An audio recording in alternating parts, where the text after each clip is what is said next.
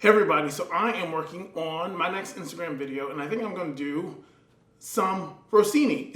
It's really exciting because we are actually beginning to start our season back up with Philadelphia Orchestra. We're doing a completely virtual season, at least for the fall. And rehearsals begin for me in about to fall off the stool. Rehearsals begin for me in about a week and a half. So I'm beginning to actually look at all the music. We're squeezing a lot of programs into a really short amount of time. The orchestra will be reduced. There will be only 2 bass players for most of the shows, maybe even as many as 6. It's all depending on the winds and what's needed in the woodwinds. Otherwise, the max we're allowed to have in any dwelling at any given time during the pandemic is 50 musicians at one time. So we're working on that stuff out. So I'm beginning to go back to the way I used to do these Instagram videos, and that is by preparing the music that I'm actually preparing for work. So I'm looking at Rossini and this La Gazza Ladra. I might be completely butchering the actual pronunciation of La Gazza Ladra. La Gazza Ladra. I know that's terrible. I don't know. I know this piece a little bit. Well, yeah, a little bit. I mean, it's Rossini, so it all kind of has the same, well, you know it's Rossini. But that doesn't make it bad music, and I'll get to that. So I've heard this piece a lot as a young player and as a orchestra musician, but I actually have rarely played it. I've not played this piece a lot. And like a lot of Rossini, I think as bass players, for bass players who are listening, we are very familiar with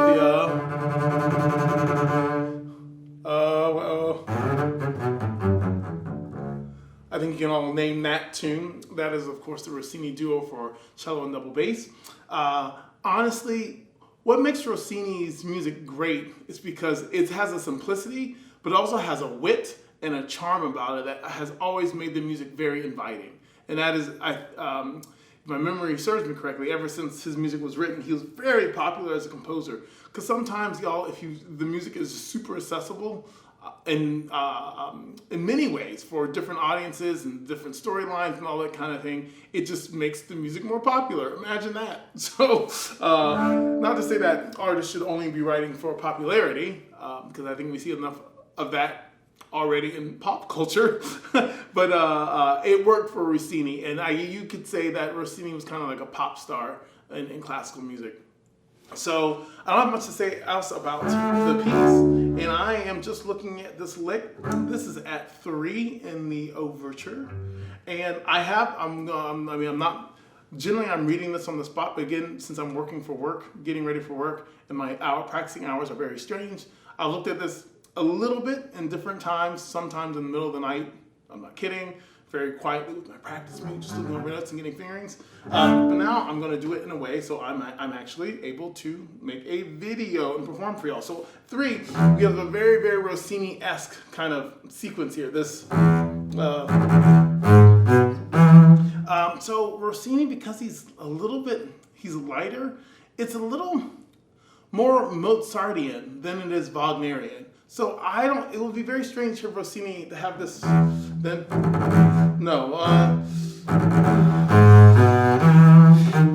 have this really, really sustained. It's even hard for me to fake it because I'm still putting a space. But I think in Rossini, with the accents, there's a little bit of a demarcation of the note, but it's not necessarily, because it just doesn't quite sound like Rossini. It doesn't quite sound right. So I'm gonna put those spaces, and then we have this, and again, it's not Wagner, so you probably would have here it's very, very natural to get off of the tie, off. It helps with timing. I don't know why I'm slipping on the stool today, y'all. Okay, I think I'm better. So, yeah, to have that, if you want to do this tie, it's very Rachmaninoff-esque or Wagnerian, which works for Wagner and Rachmaninoff, but a little less for Rossini. So it's okay, as far as I'm concerned, to cut these off a little bit on the tie. So when I say cut it off on the tie, you have a quarter note that's tied over to an eighth note. You can almost get rid of that eighth note and use that as a recovery moment recovery, y'all. Recoveries are really important. It's how we get back to the bow. So off. So I can get back to a part of the bow that's comfortable to play. Because if I go, this is less comfortable. Because the stroke I'm trying to do is kind of this martelé-esque, spiccato-esque, brush-esque stroke. Which is this. So, which is way easier to do closer to the frog than it is to do out further in the stick. So I do off. Same thing here. And like a little Rossini, you can just cut and paste. Yeah. All the same stuff. Now, the only thing I would probably like to talk about and accentuate a little bit is the harmonic story that's being told. So we have this. We're really happy about E major here. And then fine, this is the 5, so we're in B major. That's right. No. There we go. Sorry. Y'all, I'm still getting used to the talking and playing and reading and all the other things. My brain is it's just a lot. So,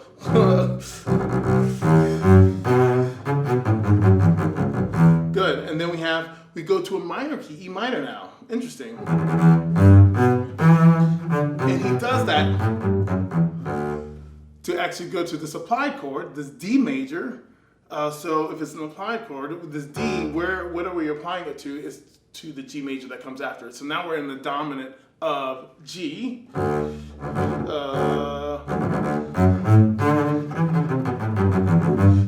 And that takes us to the G. Lo and behold, look at that. It's like a little miracle there. And I think the reason I'm bringing that up is this is where the chords and the colors and no matter what we're playing, these harmonies can actually start to change the way we play because it's very resolute when we go to the B and then we go back to the E, but then that's almost a little bit surprising. And then we land comfortably in that G. So we want to show that. And with all these, there will always be direction. So direction, and then to go to the high E. Now come off to go to to that B, which is the dominant, and keep E. Same thing. Go and then back off to get back to E. Same thing.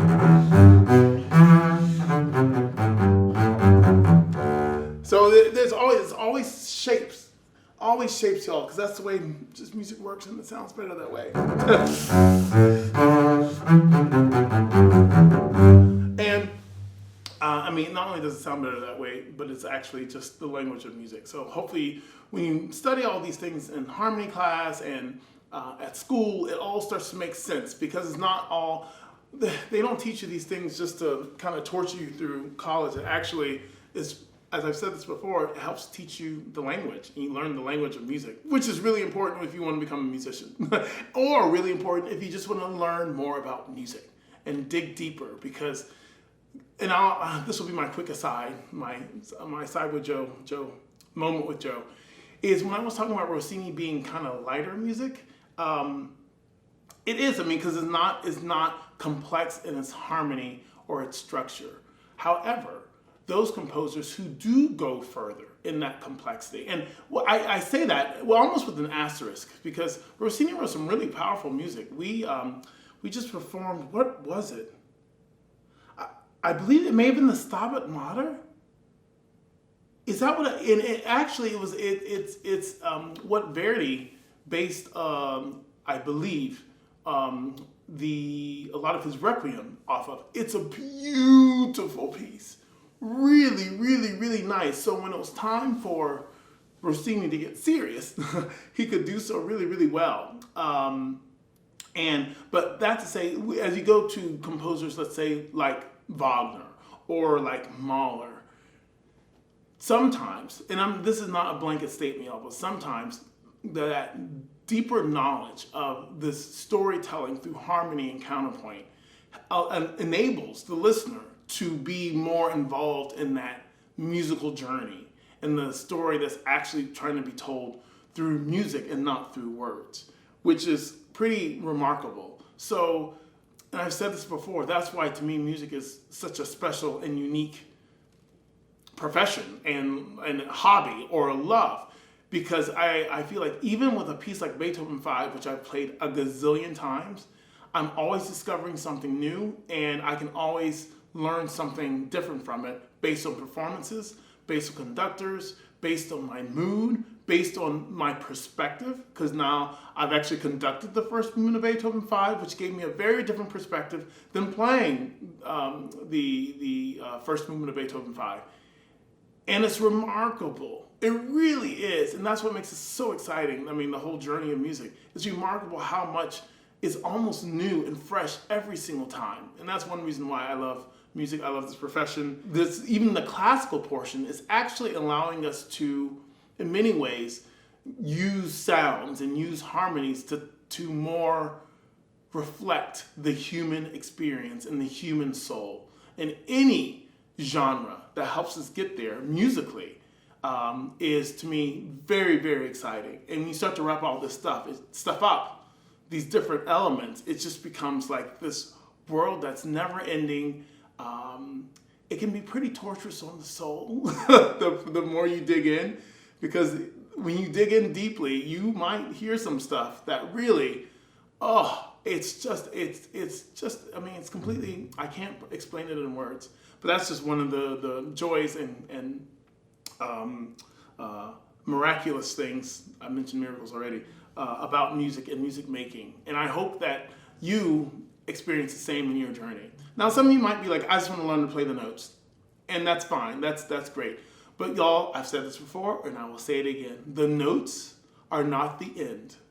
The technique is not the end. They are a means to an end.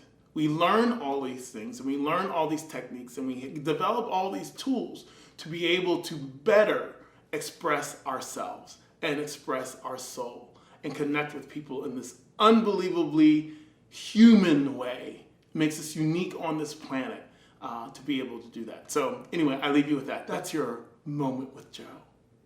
Okay, back to the Rossini. So what's after that? We have this.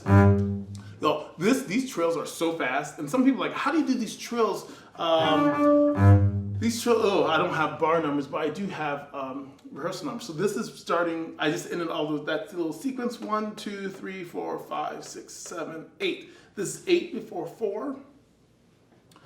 I get this all the time, like, how do you do the trill so fast? Because it is really fast. This is so fast, I'm hardly even thinking of a trill, I'm thinking of it more of it as a turn.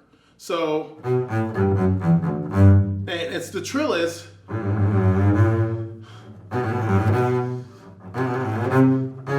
it's already hard at that tempo, and it goes a lot faster, so I'm almost thinking it as, 1, 2, so, I think that's what it is. I haven't played this slowly yet, y'all. So, yeah, it's just, so it's basically a turn.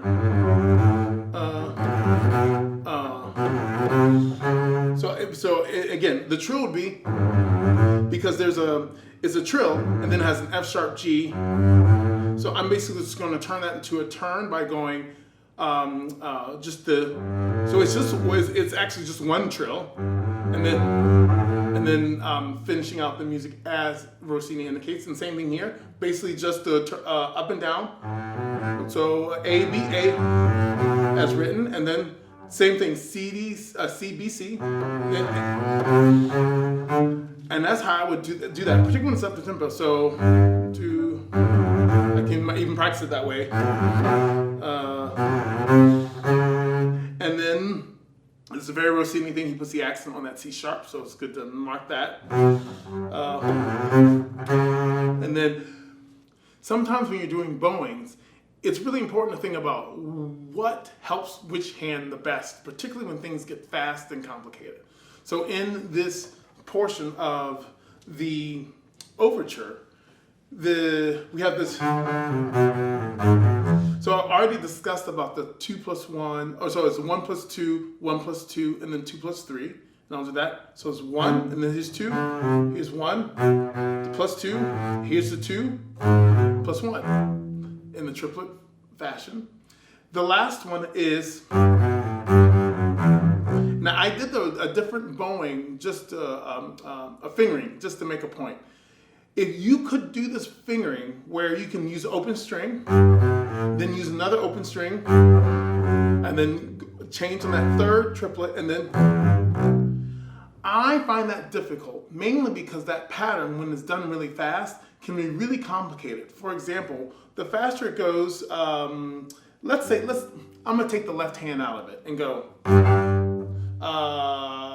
yes, so this is with the current bowing that I have now. I'll do it slowly. So 1, 2, 3, 2, 3, 2. So that is the bowing.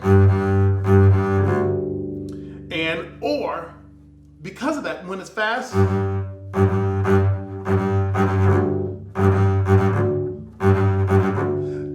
that last little triplet is going to be really annoying.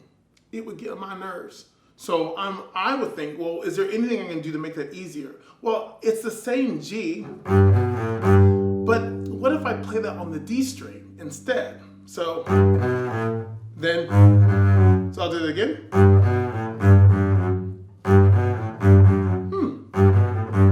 Now, if you think about it, if I just do the right hand, that's way easier versus that to me is way more difficult. So for that reason, I will play the second triplet on the D string, and then 2 plus 1 is easier there because you have the 2 on the D string, and then the separate is on the A string, which is also easier. So these are the things to think about that might make playing the excerpt easier. So now I'm about to practice this excerpt of La Gazzaladra by Rossini. I put the metronome on 110, and we're just gonna, to do this assessment, it goes way faster than this. So here we go.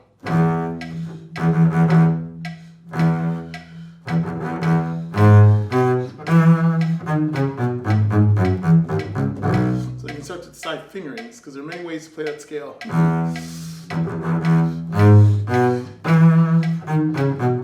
I like that better. I like that better because it keeps me in this part of the bass and then slowly takes me down. It feels either for intonation security.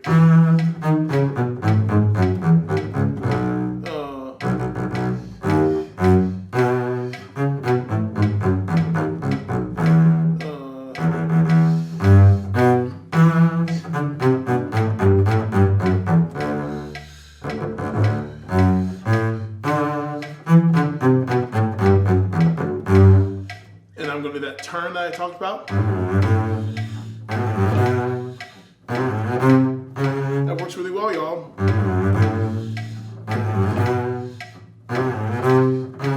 So all you out there thinking like, how in the world does one do a trill? Joe Conyers does not. He does a turn.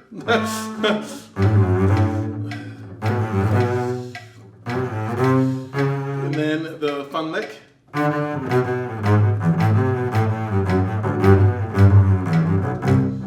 don't like the clarity at the end. Nope. It's a little better. A little more time.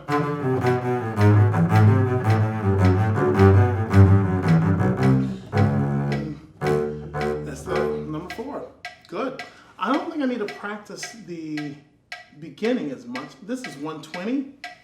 I think the biggest issue is honestly going to be the lick at the end, so I'm going to focus on that. Yeah, and I was going to say something. You might notice I'm not playing this right at the frog, because y'all, it's so nimble. To play this right at the frog, to me, would be a disaster. Because it's just too much of this. It's like playing German bow. Who wants to do that? Just kidding, just kidding. I don't want to, yes, just kidding. That was a joke. That was a joke. Kind of. No, but I mean, and I should probably do a video talking about German bow versus French bow. And I shouldn't say versus, because that makes it sound like it's a competition. In some places it is. I think at the end of the day, you should be able to play well. But there are definitely advantages. But there are definitely advantages to playing one bow versus the other that I will completely concede. Like German, playing loudly on German, so much easier than French. It is. It's just the way it naturally. But being super, super nimble, we might have our advantages being able to do this with the French bow versus the German bow. So we have to, it goes kind of to picking our poison and sticking with it. Or you can learn to do both. So you could to have the best of both worlds, right? That's the way it could work. Anyway, so let's try this again. So I'm going to need to do this further out in the stick because I feel like I have more control.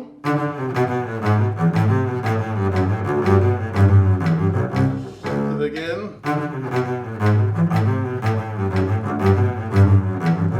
So you also notice on the 1+2 bowing, this kind of happens in Bach sometimes. With the 1+2 bowing, I scoot the bow because if I have to do the same amount of bow or the same amount of bow, or I have one note and I have two notes, I have to be able to move the bow a little bit more on the one note so I can make up for the fact that it's not playing two notes. So no.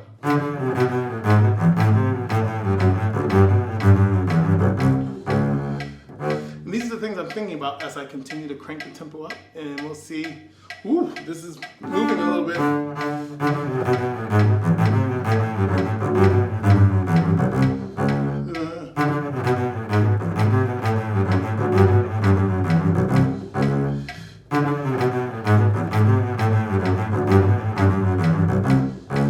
I'm getting there, y'all. Practice does make better, maybe not perfect. Here's 140.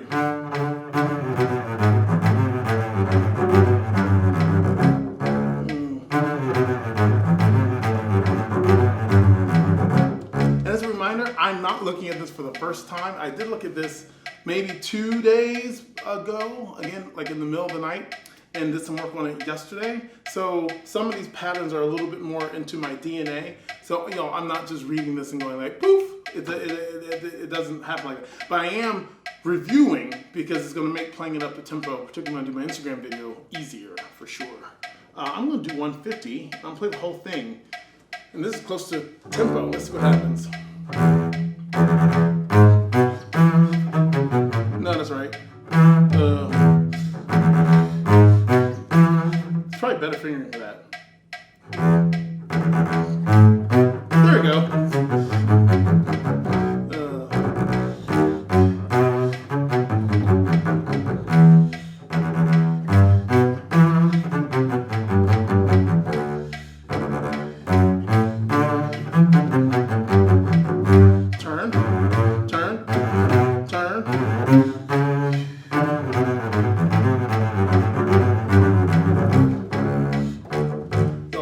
Some hope. That's a hard lick.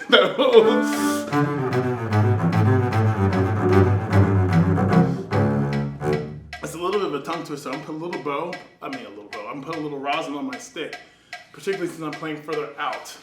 Generally, sometimes the rosin get a little weak up there, but I need that traction to keep the clarity, particularly as it goes to the lower string by the third bar.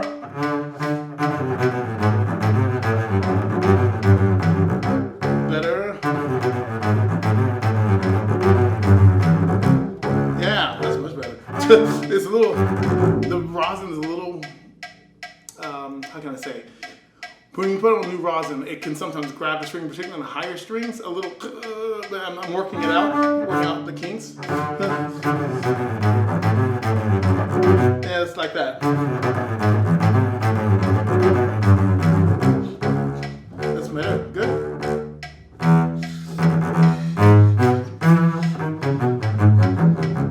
I did the back fingering. That's much better.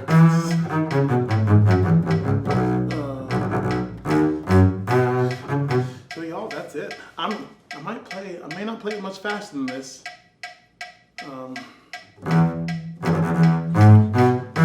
Here's 160.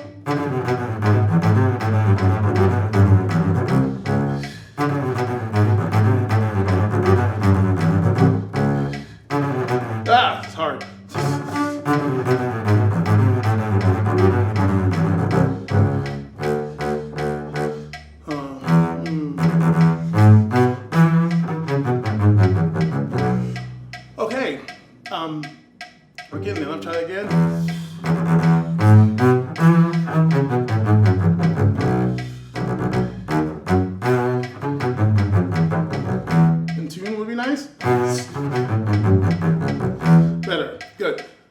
So, y'all, I'm gonna listen to myself because I say I've not listened to myself play this, and I think I'm really close to putting this out there, putting this out into the world, and hopefully, I hope you're enjoying these behind the scenes looks on how I behind the scene look. It's a behind the scenes look. That's what it is. Behind the scenes look at putting these videos together and what it's like practicing. And I've enjoyed kind of sharing it in this way because it's like I'm practicing with all these wonderful people. So I hope you're enjoying. If there are other things you'd like to see, let me know in the comments because I'm happy to try out some other things that might work. But in the meantime, I'm going to record, listen to myself, give a report, and then I'll start recording for our Instagram. So comments. I listened to myself and I sound a bit orchestral. So I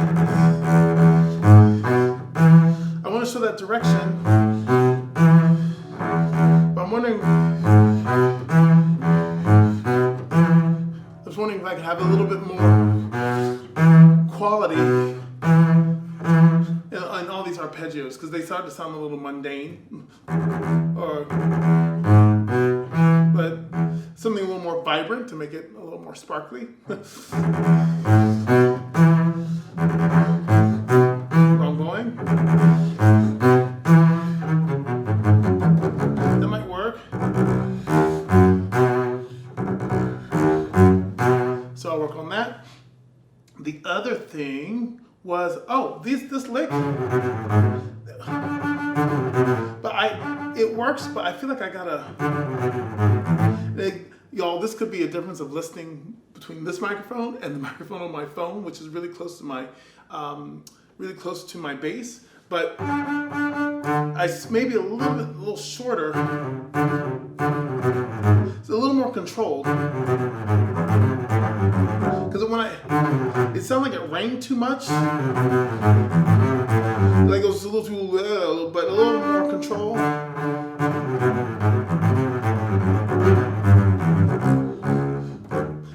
I hope that sounds better, y'all. We'll see. About to record.